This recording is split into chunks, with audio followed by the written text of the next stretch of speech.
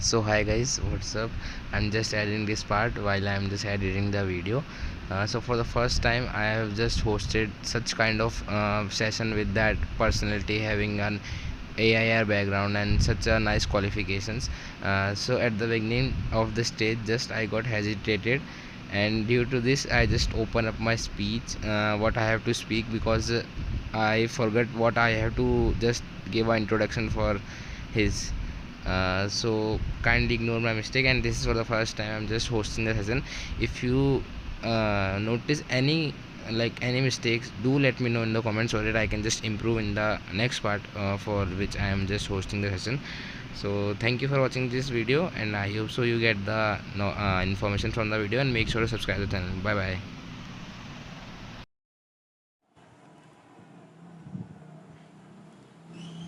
Well, and then maybe we can open it up to the panel. Yeah. So what's up, everyone? This is your host and host Himanshu, and I welcome you all to this session, and we'll take you to the ultimate guidance session for the next 30 minutes. Before starting the session, I would like to introduce our special chief guest. He cleared CA Foundation with an All India rank 30, CA Intermediate for AIR 44, and AIR 6 in CA final. He completed 1.5 years of articleship in KPMG and then moved on to Goldman Sachs for the next 1.5 years for industrial training. He was also a part of management development program at the Indian School of Businesses. So please welcome CA Neeraj Gupta. And all Thank you the so things. much for your kind introduction. I guess you guys have done quite a lot research about me. Yeah, your LinkedIn post and anything we can gather, we have just gathered the same. So I welcome you, sir, on Thanks. behalf of all the trainees, and a very thank you that you have given the valuable time to us and here just helping each other. So we Always will, happy to help. yeah, we will straight dive into the sessions that we have gathered the list of common questions that the trainees usually needs a guidance upon. So we'll start from the first question. The first question is, what is your just I would say there's quite a lot of learning that I could get. My Excel skills definitely got improved a lot. I got a chance to work upon one of the largest client in the chemical industry. And one differentiating factor in that client was we used to do statutory audit for each of the quarters rather than limited review, which most of you might have done. So that was like a challenging thing for me because 8 months out of the 12 months I was busy with that client itself. But that was a hell lot of a good experience and I learned quite a lot and developed a lot.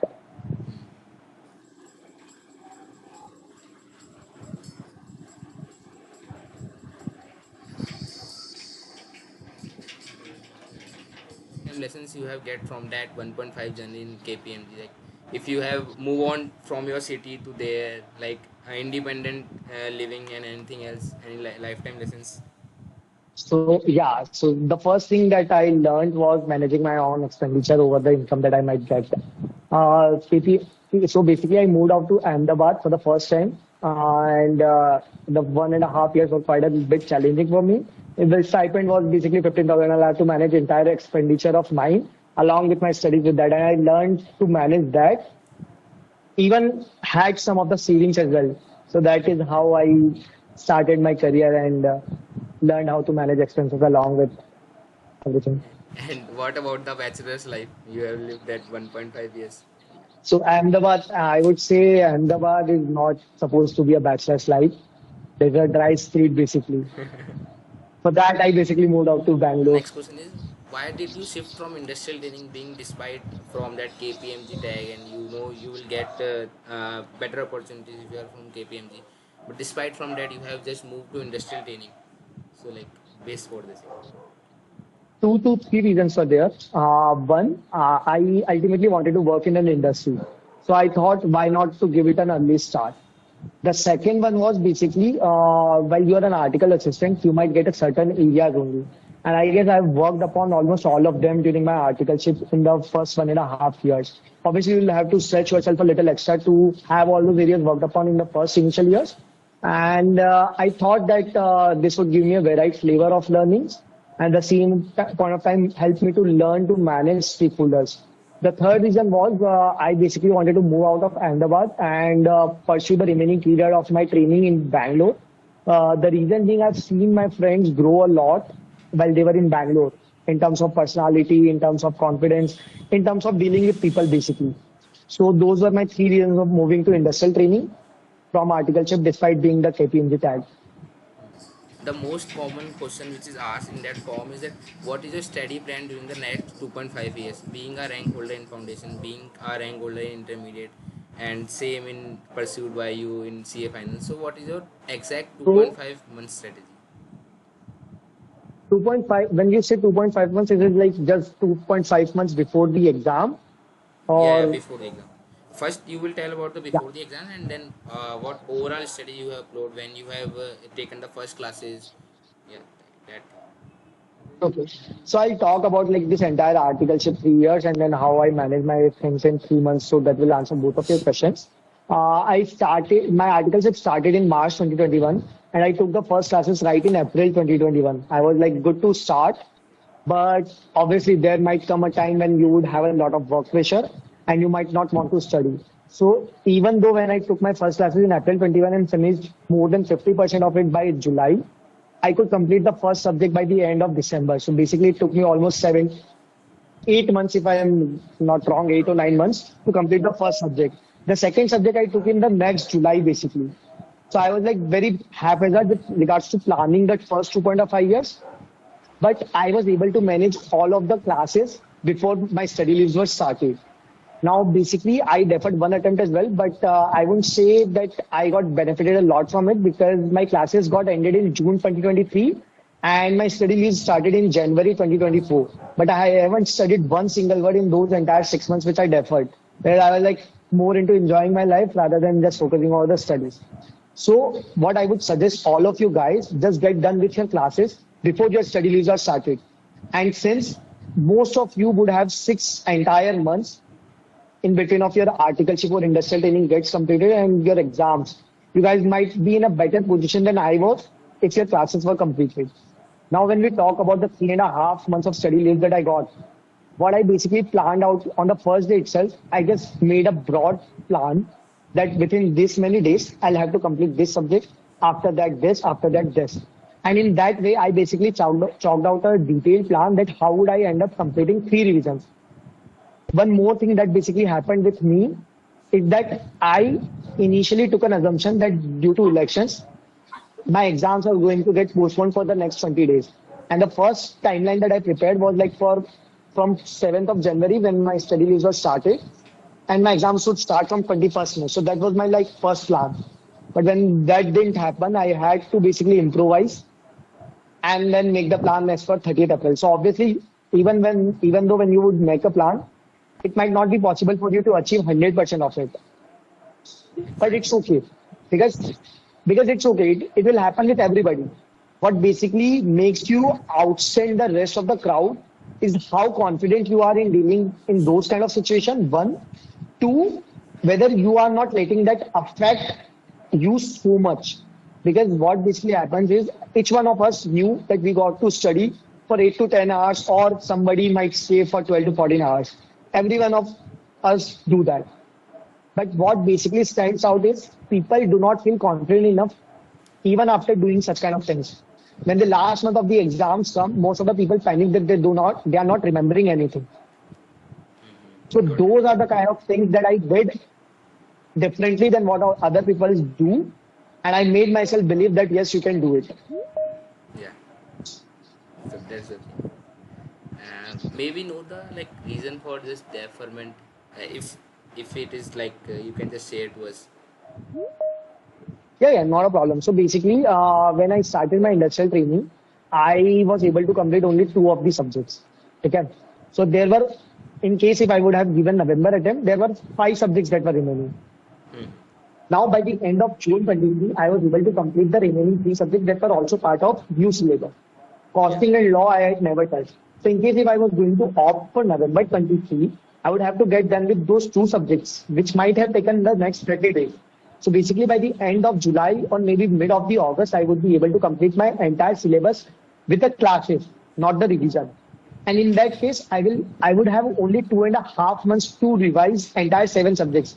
And at that point of time, I thought that it might not be possible for me to complete that much. And I didn't want to pressurize myself with that as well. Second reason. The third was I felt like that I wouldn't be able to do it because I made myself believe from the start of the industrial training that I would defer my attempt. So I paced up at the later part of my career, so at the later part of my training period, and that's why I was able to complete the remaining three classes in this period of 7 to 8 months. That was like a pacing up thing. So I was like, rather than pushing a little extra hard, let's just defer and return. Focus more on number of revisions. Like I can finish off 5 to 6 revisions in case if I would have studied for that entire 6 months. But what basically I end up when my classes got over, I got a little lethargic. And you won't believe when I would say my work pressures were not too much. And despite that, I was not able to study because I was so free that I ended up wasting more time. What an average article So this. yes, basically, I mean, I am pretty much average as well. I mean, I would not say I did very much extraordinary things. It's just I knew the hacks, how to do the things in a very good way, in a very limited time. या और फिर बोलते हैं ना जो होता है अच्छे के लिए होता है तो देखो ये यार सिक्स आई गई. Joe, that's it, yes. Things happen for a reason. I would believe it very, I mean, this is like a core philosophy that I have also. So what are learning from this question? Like we have learned a very much things from you and like how to handle pressure.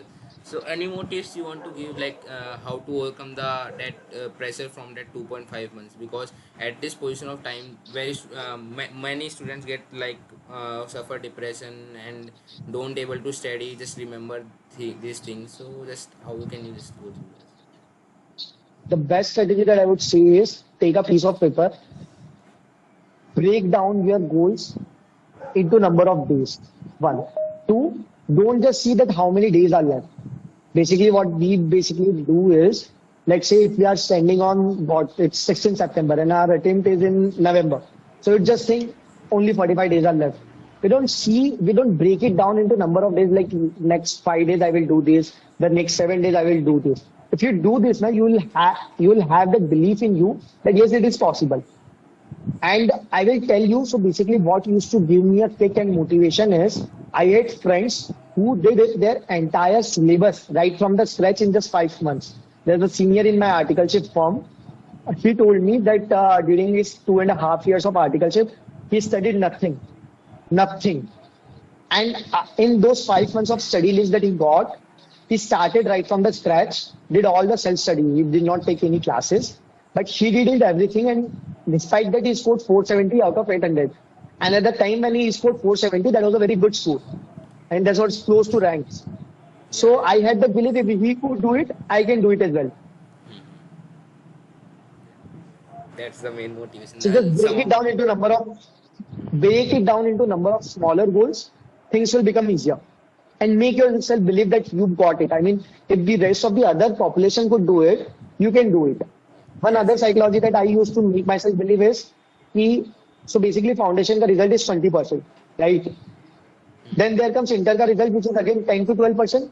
Yes. So when you do 20 to 10%, you will be somewhere around 3 to 3.5%.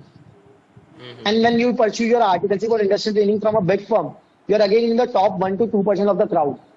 Yes. So if you are already in the top 1 to 2% of the crowd, if you could manage it till here, obviously there would be something in you that I say would have let you have the tag of CA finalist. Yeah, exactly. So these are the kind of things I used to say to myself that yes, you got it. Sometimes mindset also works very well. Yes, it is very important. I mean, I would say the first 2.5 months is a point where you would put all the hard work.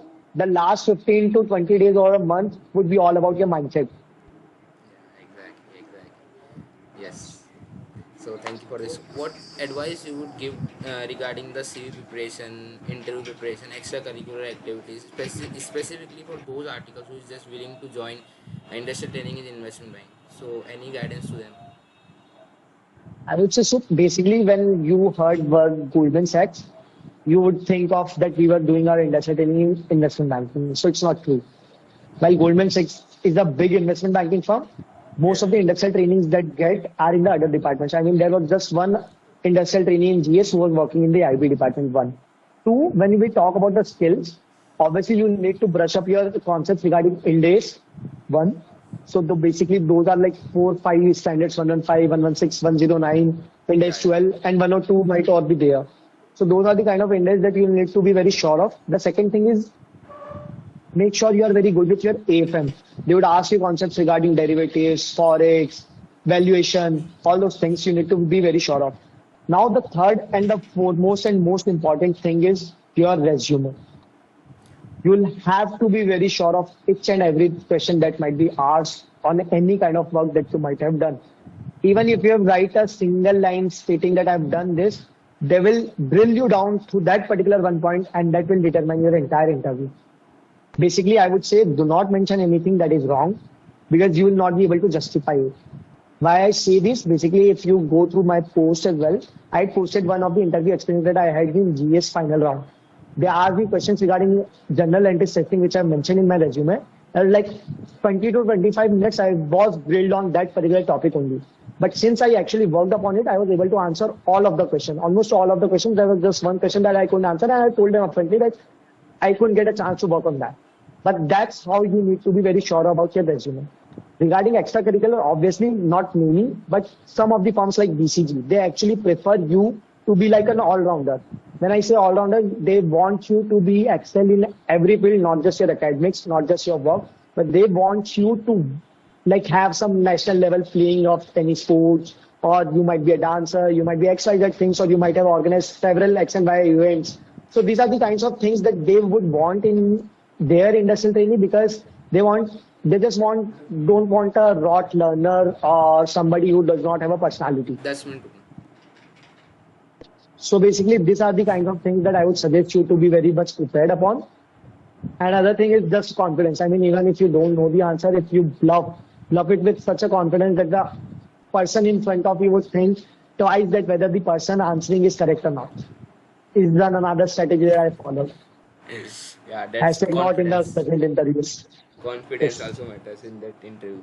So, any extracurricular things you should mention, like certification, or you can say like mandatory. No, I would obviously recommend not to put certification courses. The reason being when you take a certification courses, you do not go down in depth of that. And let's say if you mentioned that you've done a certification course of financial modeling, so they would expect you to be a master of financial modeling. And then they will ask you several questions on that, which you might or might not be able to answer. And then that will basically destroy your entire interview. Yeah, Because exactly. one question, and if they can just identify that you just mentioned it for the sake of mentioning it, you're gone. Your interview is done. Yeah, because they are the at the top level of financial modeling, and you are just having a overall view of financial modeling. Yes. Yeah, Not that. even on all view. When I would be most certain that when we take a certification course, we just do it for the sake of obtaining that certification. Yeah, yeah, yeah, I had like almost 15, 20, 25 certification courses. I didn't mention one single one out of them. Because I knew if I do, they would expect me to be a master of it. Or even if not master, they would ask me so many questions regarding it. And obviously I would not be able to answer it. So obviously you get a 30-minute session with them and you need to outshine. So obviously you would want them to ask questions what you are actually very confident of, not something that you've just done it sometime. Exactly, exactly. You should be sure about what you have mentioned in your CV. That's the main tip you Yes. can say for that evening to articles. Yes. Yeah. So the common questions comes to an end now. If anyone from the participant can just raise the hand to ask the questions. What is your take on the campus placement of CA? So whether off campus or on campus gives higher package. Also the profile. Obviously off campus. Off campus normally gives you a higher package because campus comes with a hiring for large number of candidates. But off campus, when we talk about off campus, the good opportunities are normally available to rankers is what I would say.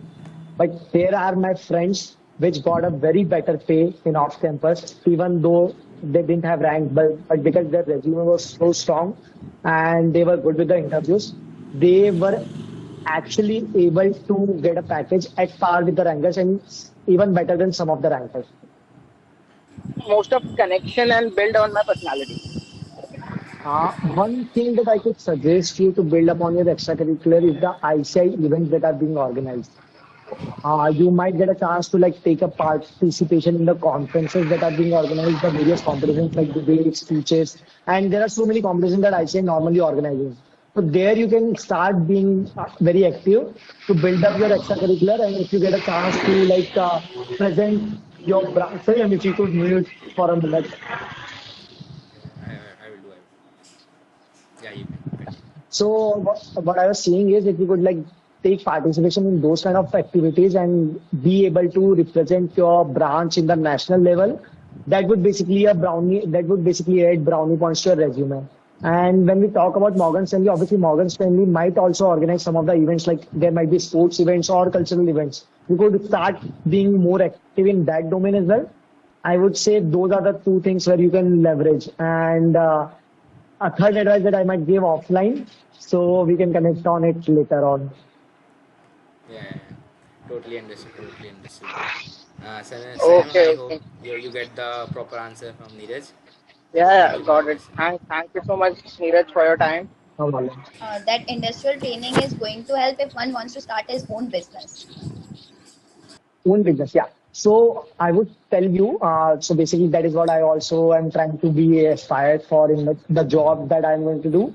I would say you can start contacting with people outside your profile.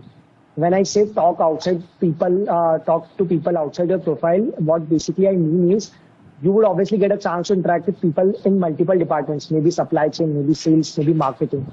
So you should start talking to them like how does a big business manages its functions.